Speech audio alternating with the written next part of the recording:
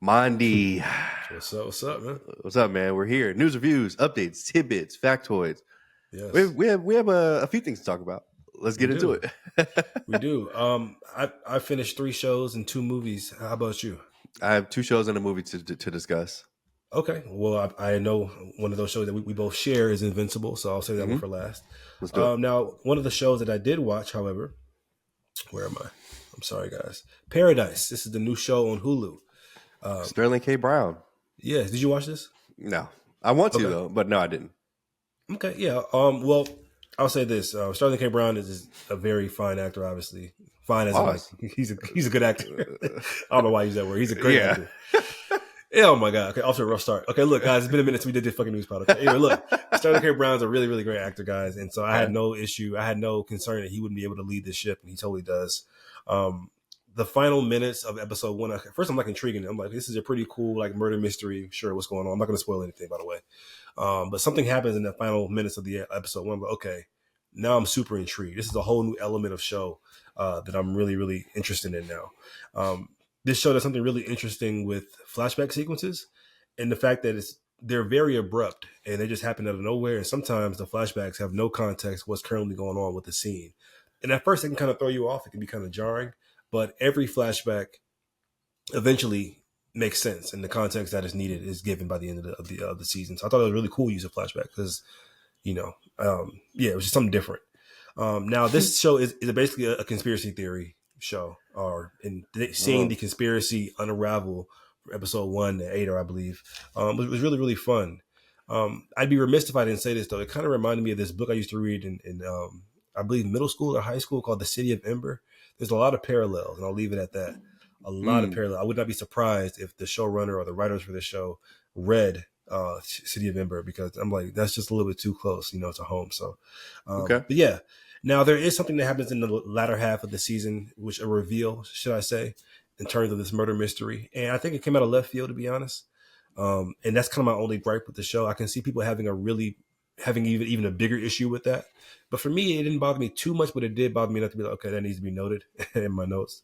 Um, and I get the show at B, man. I think it's a really good show. People have been talking about it all online for a reason. I think it's a really good entry show for somebody who's just trying to get into something of all kind of genres.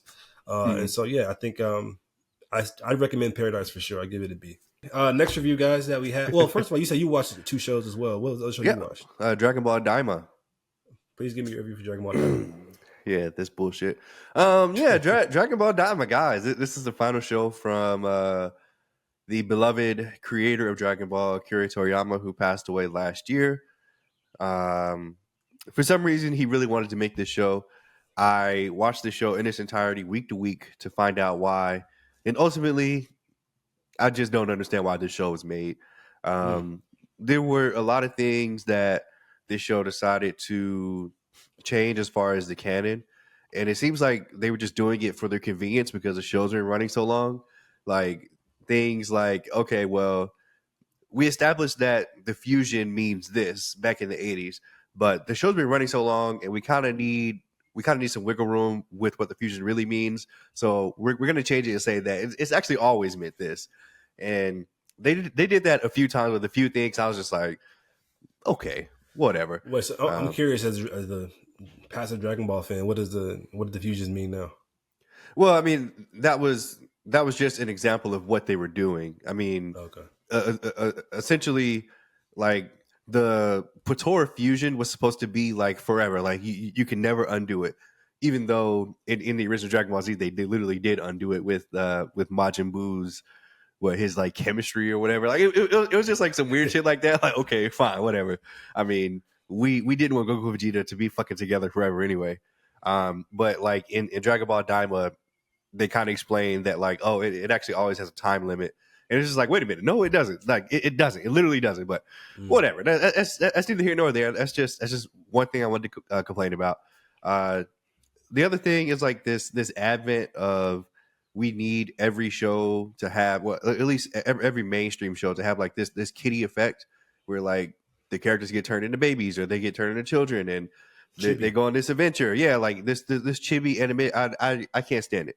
Um, we were supposed to get a really good payoff, which Super Saiyan 4, is it a payoff? I mean, we had that 30 years ago. Like we literally had it already. And it was done better back then, in my opinion. Yeah. But, people are excited, I guess, because now it's technically canon. I I don't know. I like the older design. I like the way it was done better in GT than here. But you know what? Maybe I'm just old and I don't like anything. I don't know. But yeah, this show is the epitome of average. Um, did it sustain me in terms of like giving me Dragon Ball content?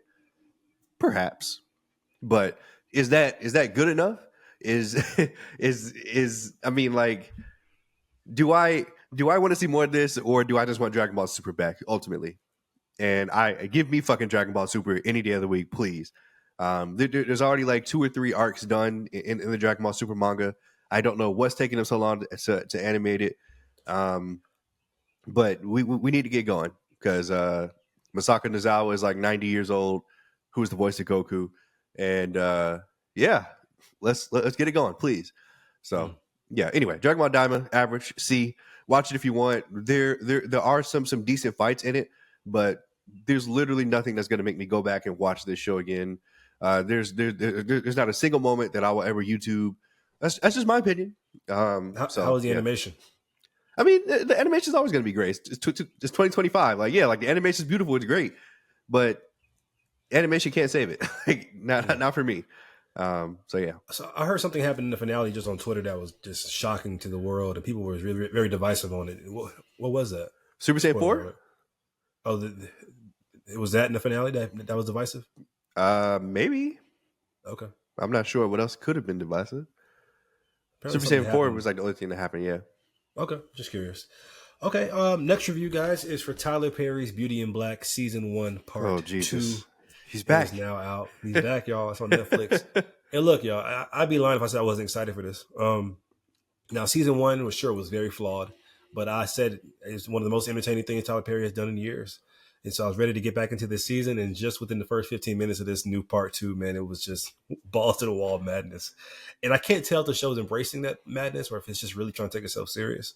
But either way, it's still fun, to be honest. This is the crash out season. If season 1 was the build up, this is just a crash out. Everybody's crashing out left and right.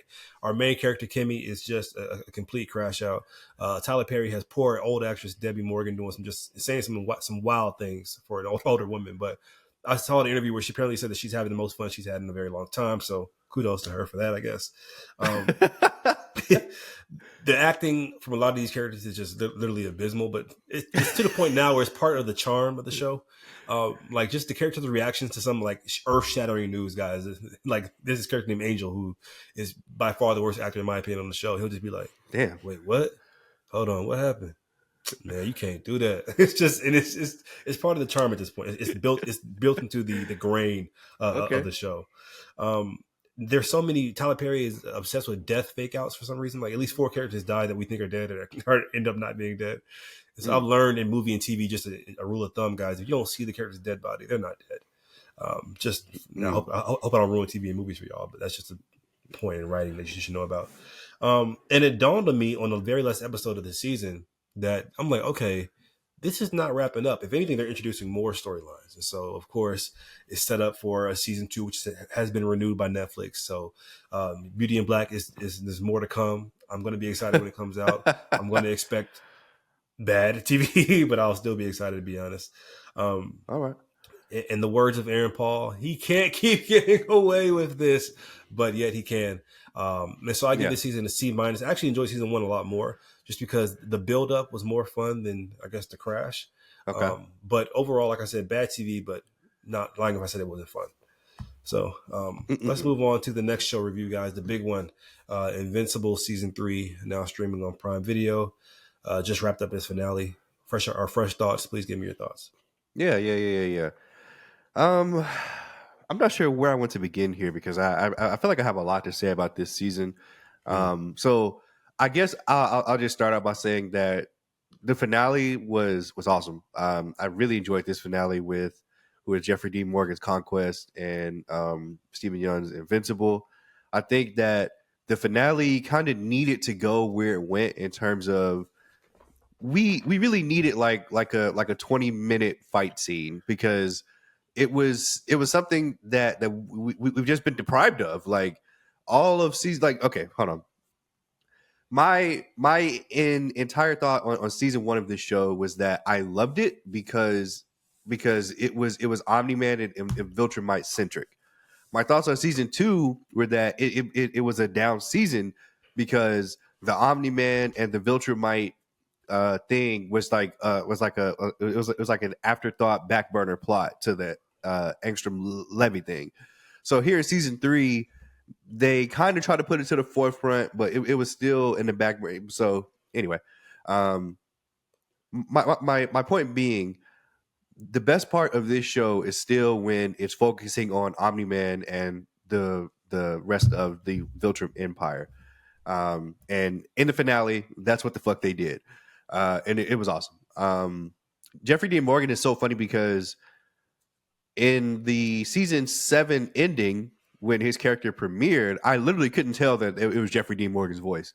I was like, Episode okay, 7. that's what I said. Yeah, and at the end of the episode 7, when Conquest premiered, I literally couldn't tell, like,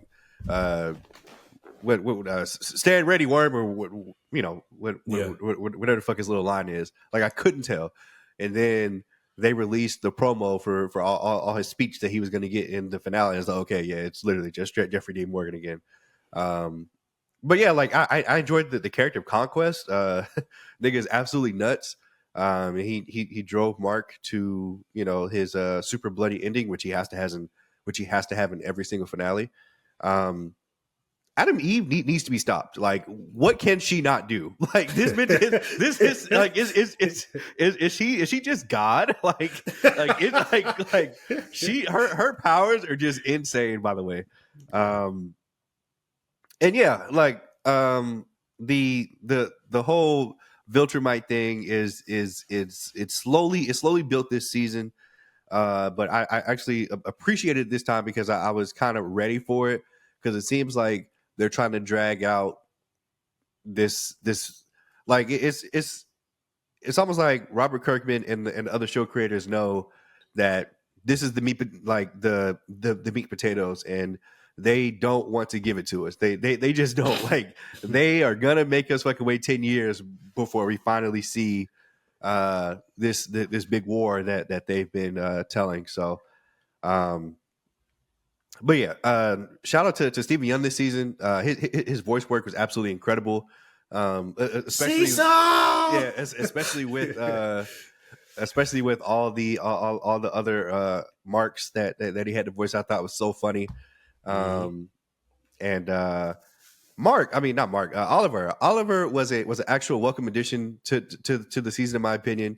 He kind of bordered on being that annoying fucking kid in every series that just doesn't want to listen, to being somebody that at the end of the day you kind of had to be like, okay, maybe you're right. like maybe like seriously, like maybe you're fucking right. And yeah, man, like I'm super excited for this season.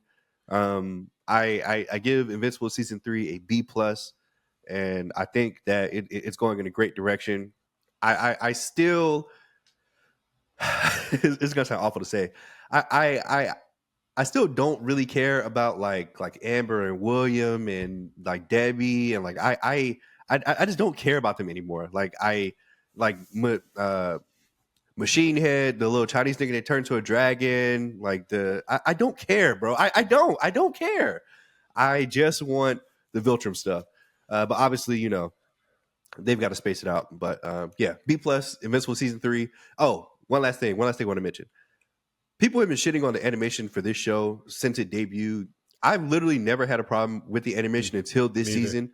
And I'm not sure why I noticed it this season.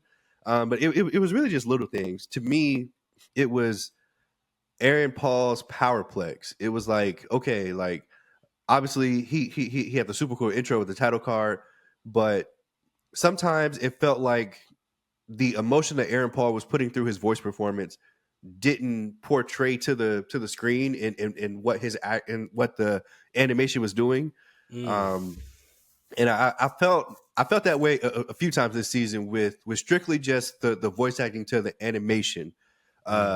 But like in terms of like the characters being drawn, or like the background characters or whatever, like I have no problems with that. But performance wise, I did notice that it was slipping a little bit. Anyway, Invincible Season 3, B plus, highly recommend. You guys should watch it if you're a fan of Invincible. I highly recommend. And that was a good point with the voice acting not really translating all the time to how it's animated. That's a good point. Yeah, so in this season, Mark is stronger and faster, and with that increased strength, Shit don't mean shit. Boy, God.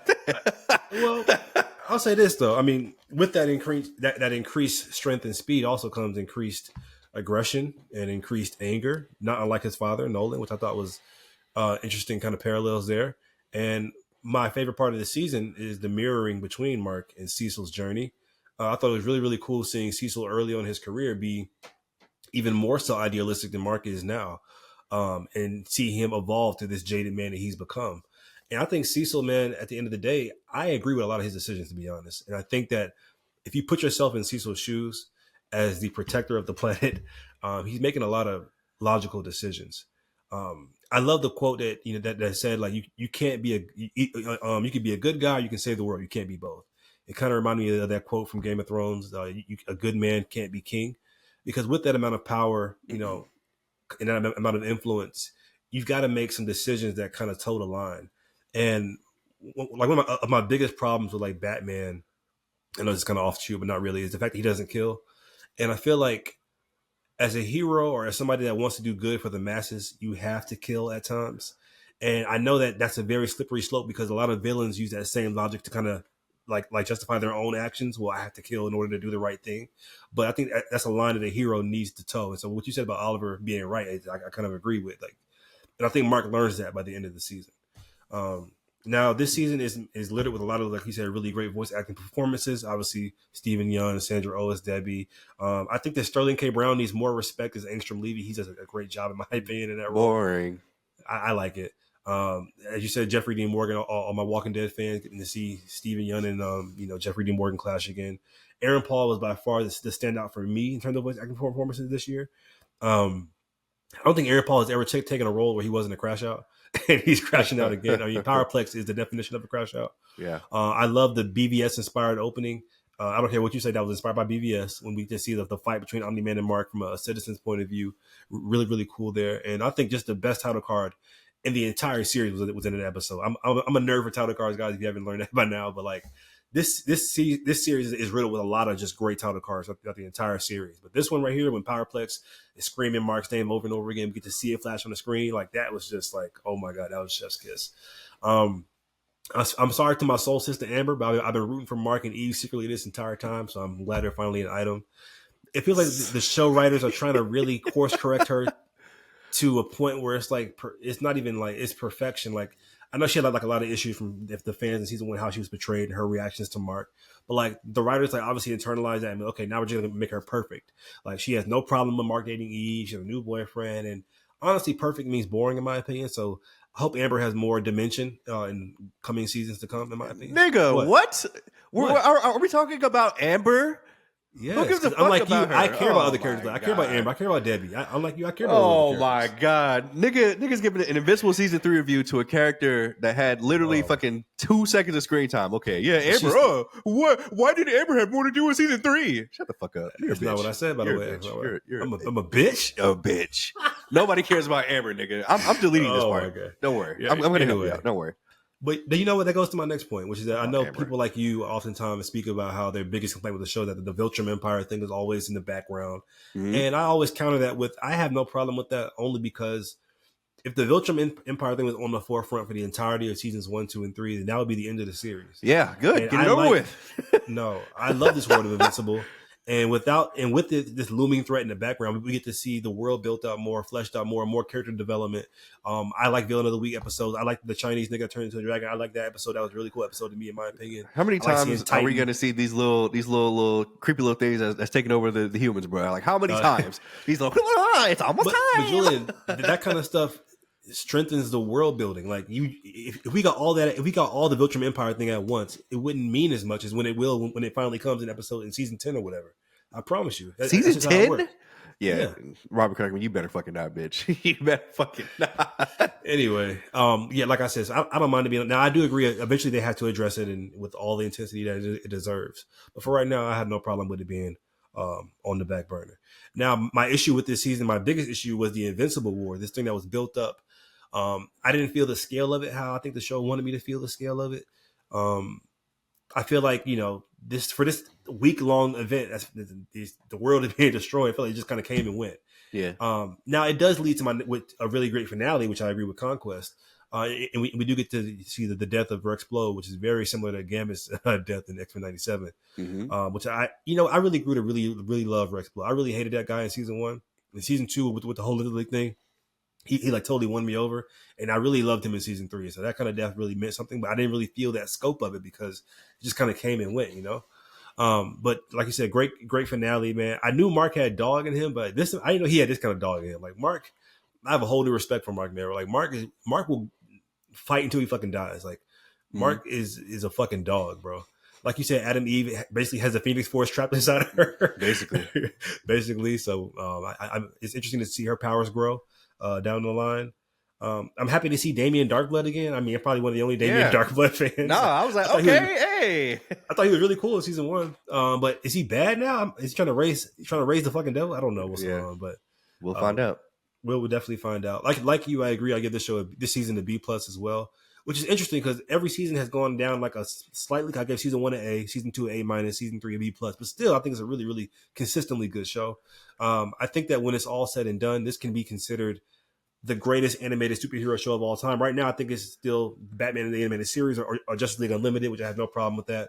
But I think when it's all said and done, I think Robert Kirkman said he wants 10 seasons. I think when we look back on this movie, I think he did. I think this would be considered the best animated superhero show of all time. So yeah, B+ for me. I really enjoyed it. Wow. 10 seasons of Invincible? I don't know. We'll see.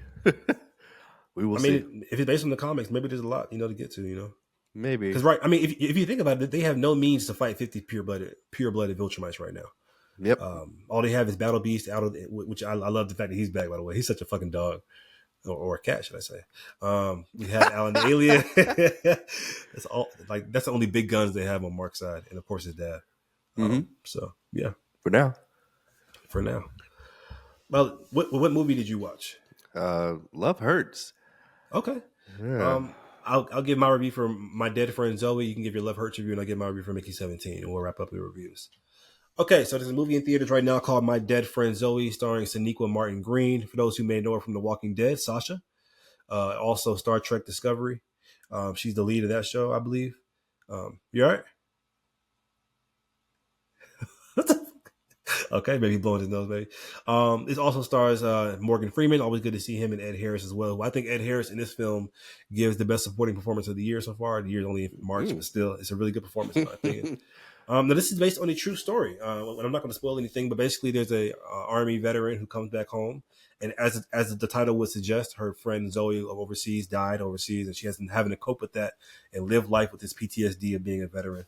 And so, yeah, I thought overall, man, I actually enjoyed this film. It was off to a very slow start. I'll have to say that. But my biggest problem with the movie is that there's a few different dynamics that Zoe has. I mean, that our main character has with other characters. Like she has one with her father, her grandfather, should I say, her therapist played by Morgan Freeman, her boyfriend, this new boy toy that she has. But her Zoe relationship, which is the main character, the main focus of the film, is the one I cared about the least. I didn't care about her friend Zoe, her dead friend. And for those who don't know, Zoe is appearing as like a ghost throughout the entire movie, like talking to her, not as a real ghost, but like her, like imagination, talking to her, all that kind of stuff. And that relationship should have been stronger, in my opinion. However, in the third act of the film, something happens that kind of recontextualizes everything that's going on. And that made me appreciate that relationship a lot more. So I give it kudos for that.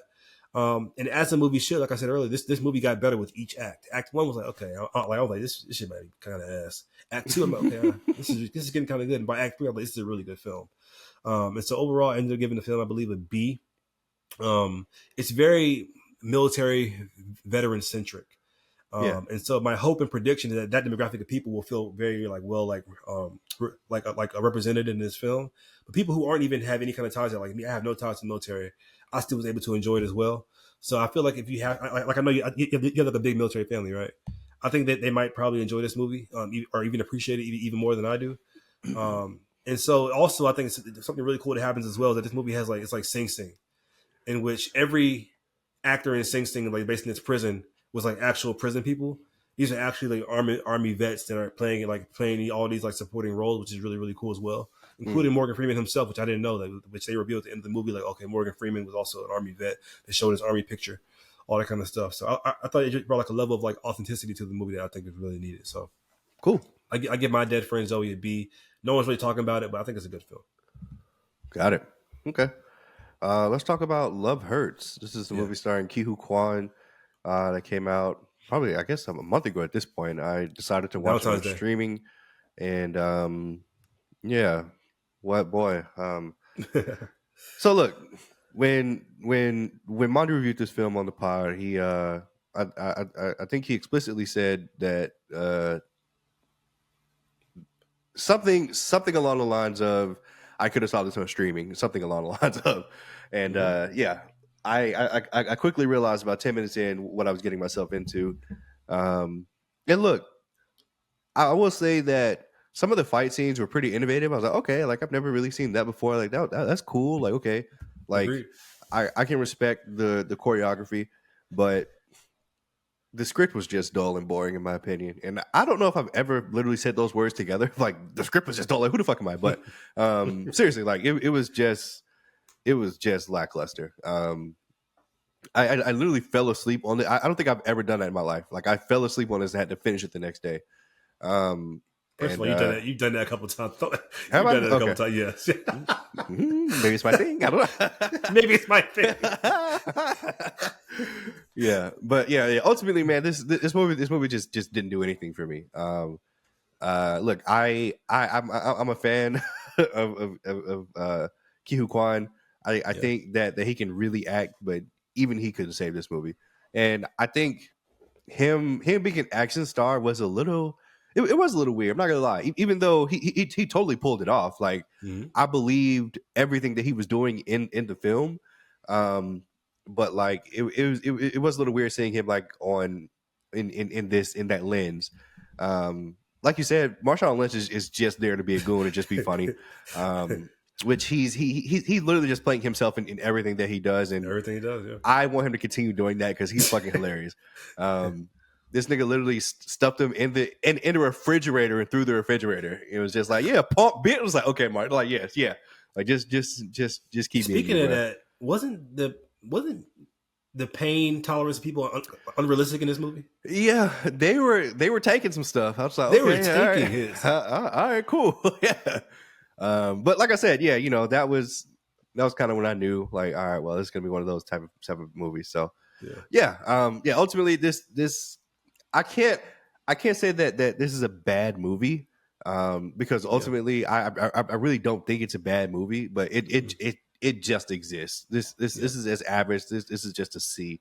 Honestly, I wouldn't really recommend this to anyone. like, Me either. like if you're, I mean, if you want to see like maybe some cool action choreo, okay, but other than that, you could probably skip Love Hurts.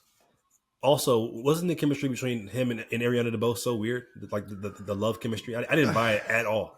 I mean, it didn't bother me. I mean, but like But did I you was buy it? already did I buy it? I think so, yeah. Wow. Okay. Ultimately, yeah, but I was already like so far gone off of the movie at that point that I was I was like whatever. Like Okay. whatever. My opinion. Okay. Oh, so okay. Next review, guys, is for Mickey 17, which is now playing in theaters. This front comes from, of course, acclaimed director Bong Joon-ho, South Korean director, who's made movies that you've probably heard of, like Snowpiercer, starring Chris Evans, a really good movie I recommend. Also, Parasite, which won all the awards a couple years ago when it came out. Great film. This stars Robert Pattinson, Naomi Aki, who we just saw last year as a star of Blink Twice, Mark Ruffalo, and Toni Collette, who I think was totally wasted in this film because she's such a great actress. But Mark Ruffalo, I want to address him real quick. He's doing something in this movie. People have been saying it's like a Trump impression. It doesn't work for me at all. That performance in its entirety just did not work for me at all. So I just want to say that. Now, Bong Joon-ho, if you watch any of his movies, this guy clearly has like a fascination with basically like the injustices of like people that are deemed lower class and Mm-hmm. how they are able to get their revenge, quote unquote. And that is ever present in this movie as well. and I think it's wildly original, which I loved, but also very weird at times. And I want to be very clear: weird is never an inherently a bad thing. I embrace weird in a world full of reboots and sequels and remakes. Weird is good. However, this vision that Bong Joon-ho has, did not work for me at all. To be honest, it feels like the first half of the movie I was really digging it. It was going through some places where like, okay, what are the effects of cloning and how it can affect the psyche? That kind of stuff. I love that kind of shit. Like I thought it was going to give me like a movie that like Infinity Pool, which came a couple years ago, which I thought like that movie didn't kind of give me all of what I wanted either. But I thought it was giving me more of that. But then the second half of the movie becomes more of like a, dare I even say, conventional kind of film. I'm like, man, you just abandoned some really cool things that you set up in the first two acts of the movie, which I thought, would have been really, really cool if you explored more. Now, I will give it props because it feels like an indie film that kind of slipped through the cracks and made it to Hollywood when they had this big old budget. Apparently, it's losing Warner Brothers a lot of money, apparently, though. But I do want to see more movies like that, in the vein like that feel original, make it to Hollywood. But I'm glad I supported it, to be honest. But overall, I give it a C. I think it's really average. People have been enjoying it. I've been seeing online, so that's good. But I didn't see the vision here all the way for Mickey 17. So yeah, got it. All right. I'm sorry, C plus, not C plus. Let's move on to our next section. This is just interesting. Some of the highest paid actors of last year. And I'm going to read off this list, and there's clearly, as you're going to see, there's no correlation at all between the quality of movies and these niggas' pay. Can you guess some of the actors that made it? I'm pretty sure I saw the list. I know The Rock is number one. Kevin Hart's on there. Oh yeah. I think. Damn. He was just in the movie Flight Plan. No. Mark Wahlberg. Mark Wahlberg. Yeah. No, he's not on there. Oh, okay. Go ahead. So this is just for last year. So at number 10 we have Will Smith at $26 million. I don't know how. I don't think he released anything. Like residuals? How did he get paid? How did he get paid from? But like, it said highest paid actors. So I don't know. At number 9, Adam Sandler at $26 million. Probably that fucking Netflix deal. At number 8, Nicole Kidman and $31 million. Now she just stars in so many movies. She's like the fucking white female Samuel Jackson. She's just in everything. George Clooney at $31 million and Brad Pitt at $32 million. I assume that's from their movie Wolves, which came on Apple TV, which I haven't seen. Number 5, Hugh Jackman at $50 million. I have to assume from Deadpool and Wolverine. Yeah. Number 4, Jerry Seinfeld at $60 million. I don't know. Wow. I don't know. I'm not sure what he did last year. I know he's super rich, but I don't know what he did last year in particular. Number 3, Kevin Hart at $81 million. Okay. Number 2, Ryan Reynolds, $85 million from Deadpool and Wolverine, I have to assume. And number 1, The Rock, Dwayne Johnson at $88 million. Yeah, nice. Let's talk about what's coming out, guys. Or what's streaming right now is Moana 2 on Disney Plus for those who missed it in theaters. If you guys want to see a watered down version of Moana 1, go ahead and watch it. Jesus. We have Strange Darling is now streaming on Paramount Plus. Now, this is a movie I will recommend. Strange Darling came out in theaters last year. It had a limited release. If you guys are interested in seeing like a movie, like a killer thriller, I say watch it. Don't watch any trailers. There's a nice twist in the movie that I think is really, really good. Strange Darling on Paramount Plus. Heretic, which me and Julien both saw last year in the movies, is now streaming on Max. I also would recommend it. I don't think Julien would, but I'd recommend it. I think it's a good film.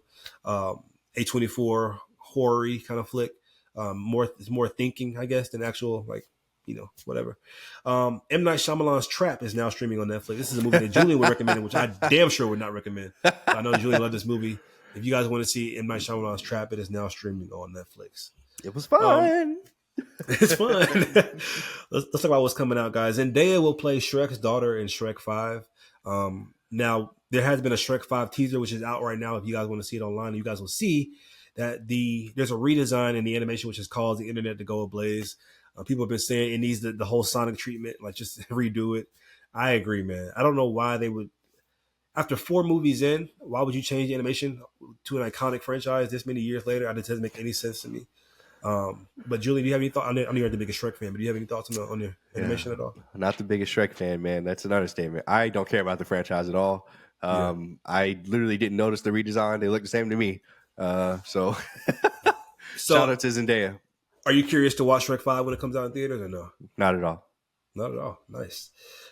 There's a Crazy Rich Asians TV series in the works at Max. I think the movie's really good, guys. If you guys want to see an Asian rom com or just any rom com, it's really good. But with Asian leads, I think it's really really good. Yeah, You didn't like it, did you? it was okay, It was okay. just okay. Tyler Perry's Beauty and Black renewed for season 2, which already announced. A Tiger Woods biopic is in development at Amazon. Mm. It will have the director from King Richard, which I think is a really great, really good movie. And Barack Obama's in talks to produce. For those who don't know, the Obamas produce a lot of movies and shows that you might not recognize, but they are really into the production side of things. So yeah. Tiger Woods just tore his Achilles for this documentary. So shout out to Tiger Woods, baby. Yeah, shout out Tiger Woods. The Beekeeper 2 is in the works. Julien, go ahead and go off. No, I thought we were going to talk about this. Lore, can't wait. Opening night, bitch. Like, what the fuck, bitch? I said lore. The Beekeeper had lore. One of the best movies last year. I'd argue too much lore, nigga. Just The Accountant 3 is in the works.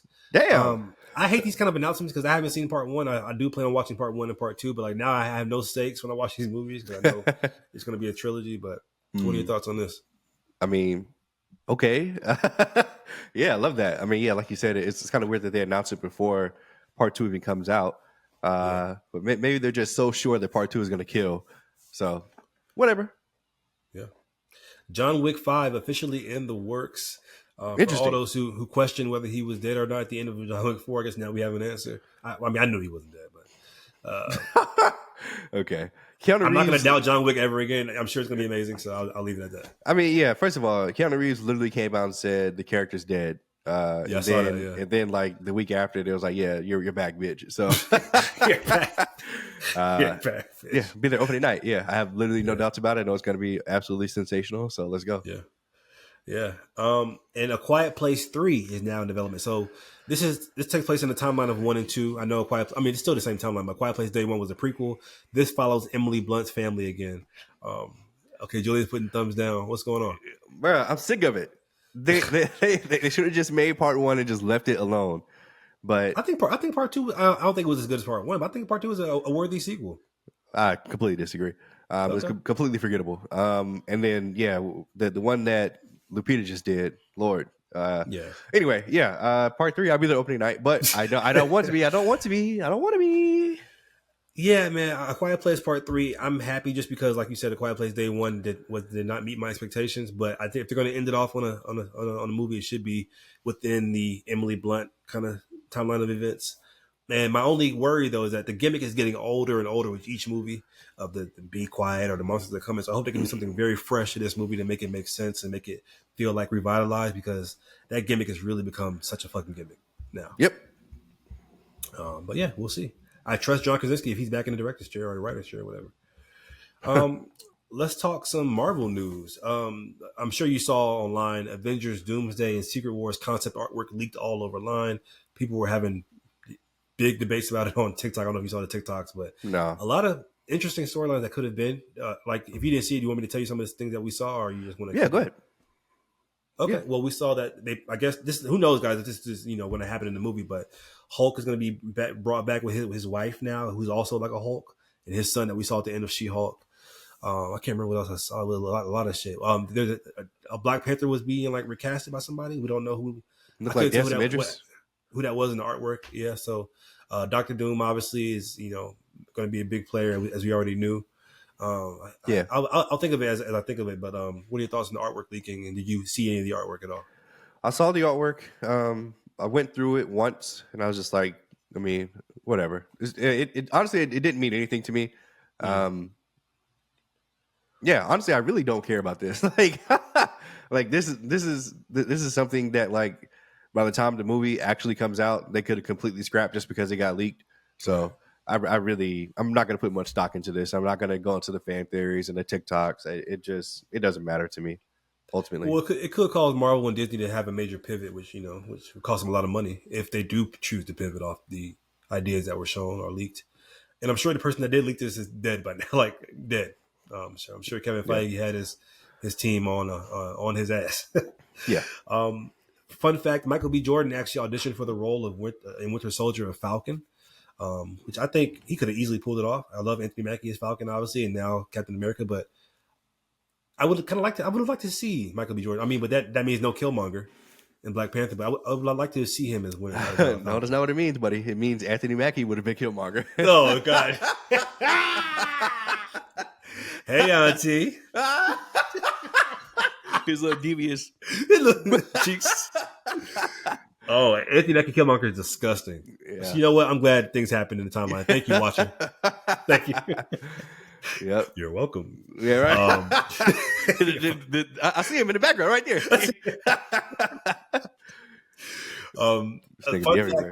Fun fact, a fun casting. Sadie Sink from Stranger Things casted in Spider-Man 4. And this is only crazy because people now have the big growing rumors that either she's going to be Jean Grey in the X-Men or the real Mary Jane. Man, they are determined to get their MJ. It's so funny to me. Yeah. But either way, I think it could be an interesting dynamic to introduce in Spider-Man 4. Either her being Jean Grey as a student in college or Mary Jane Watson. Yeah, either way is fine. Spider-Man 4 seems like it's going to be another big movie for Tom Holland. I'm super excited for him. Yeah. It's kind of crazy. Like this will be the second straight movie where there's just like insane things happening like in his movie. So yeah, I mean, whether it's Jean Grey or Mary Jane Watson, I'll be seated. Yeah. Let's talk some trailers. We have one video game trailer, guys, for Pokemon Legends Z through A, which is a weird trailer or a weird title in my opinion. It's coming out late this year. The starters have been revealed as Totodile, Tepig, and Chikorita. Why would they have Tepig in this random lineup of Gen 2 starters? That makes no sense to me. But me and Julien were big Pokemon fans at once. We play all the games. We kind of fallen off. Did this trailer excite you at all? Or would you possibly get this game? No, I'm not getting this shit. No. Yeah, the predecessor, what was it called? Arceus. Yeah, Pokemon Arceus is literally what made me like fall out of love with Pokemon. I was just like, I'm not having fun with this. Like, like this is like too far gone from the tried and true what I know a Pokemon game is, and I just wasn't having fun with it. So, yeah, no thanks. I'm not gonna play this. I'm not gonna buy it. I'm not gonna support. Y'all have fun. Nice. Let's talk some trailers for a leaked TV show that was canceled, which is the CW Powerpuff Girls trailer. Guys, if you have not watched this trailer, it is online right now. CW had planned to do a live-action Powerpuff Girls trailer show. Yes. And it got scrapped, thank God. Mm-hmm. But please give me your thoughts on this trailer. So first of all, this wasn't real. Like, this wasn't real. Like, yes, it was real. Yes. No, like when I say that, I mean like this didn't reach every single level it needed to be reached in order for it to be like a final trailer. Like, clearly, this is just stuff that they shot, that they put together, and like they showed it as like a rough draft to an executive, and they were like, "Get this shit out of here." You think so? Because I could have swore I read that the entire season was already filmed. There's no way that what there's no way that was the best that they could do, brother. And I'm telling you what I read. There's no way that they thought that this shit right here was gonna pass for even the CW wouldn't do this. Like, like even the CW is not this bad to put that bullshit out. This was like hilariously like it was almost like a parody, like spoof, scary right? movie, like a spoof. Yeah, it was like, what? What is happening here?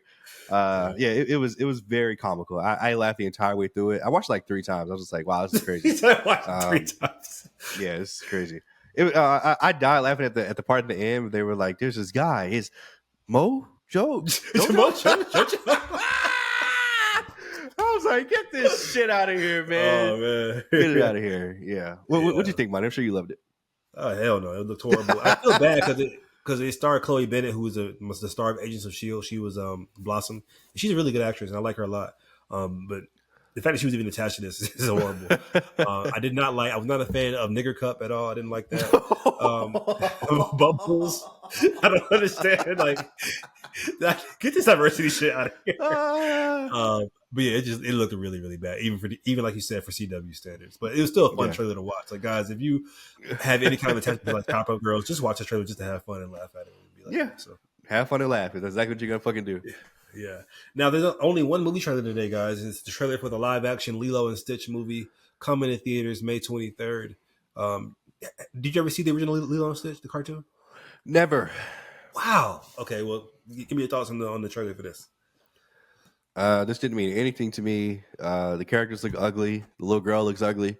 The little girl looks ugly, Julien. Lilo and Stitch, they look ugly. Sorry, they're ugly. Like, the girl, the little 5-year-old fucking the girl. little Lilo, yeah, she's ugly. Okay, and yeah, I don't want to see this. My wife's probably gonna drag me to this, but like I don't care about this Lilo and Stitch bullshit. I literally don't.